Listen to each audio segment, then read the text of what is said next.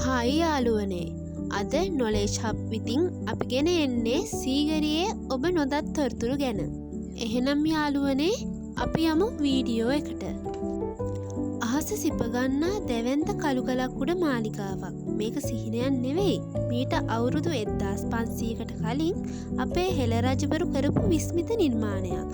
අපි හැමෝම සීගිරිය බලන්න ගිහින් තිබුණට මේ ගල්පුවරු අතර හැංගිලා තියෙන අභිරහස් ගැන කී දෙනාද දන්නේ? අද අපි යමු සීගිරියේ සැඟවුණු කතාව හාර අවුස්සන්න. පළමුවැනිම දේ තමයි ජල තාක්ෂණය. බැසි වෙලාවට සීගිරියට ගියොත් ඔයාලට අදටත් දකින්න පුළුවන් දිය උල්පත්. කිසිම විදුලියක් නැතුව ඉබේම ක්‍රියාත්මක වෙනවා. ඒ කාලේ ඉංජිනේරුවෝ මේකට පාවිච්චි කරලා තියෙන්නේ ගුරුත්වාකර්ෂණ පීඩනය. ඒ වගේම තමයි පර්වතයේ මුදුනේ තියෙන පොකුණට වතුර අරන් ගිය රහස් ක්‍රමය අදටත් නූතන විද්‍යාඥයින්ට ප්‍රහේලිකාවක්. අපි දකින්නේ සිංහ පාද විතරයි.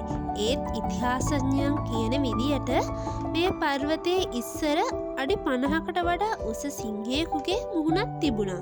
ඔයාලා හිතන්න බලන්න ඒ කාලේ කෙනෙක් ඈත ඉඳන් බලද්දි පෙනෙන්නේ දෙවැන්ත සිංහයෙක් මේ පර්වතය බදාගෙන ඉන්නවා වගේ. ඒක සතුරන් බය කරන්න හදපු මනෝවිද්‍යාත්මක උපක්‍රමයක්. ගොඩක් දෙනෙක් හිතන්නේ මේක කාශ්‍යප රජුගේ මාලිගාවක් විතරයි කියලා.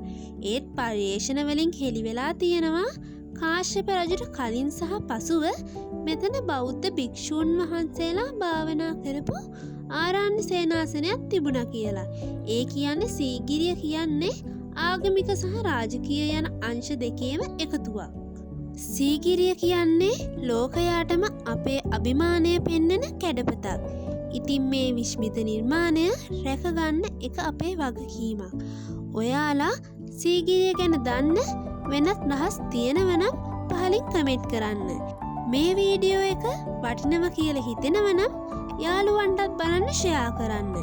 තවත් මෙවැනිම වීඩියෝවකින් හමු වෙමු.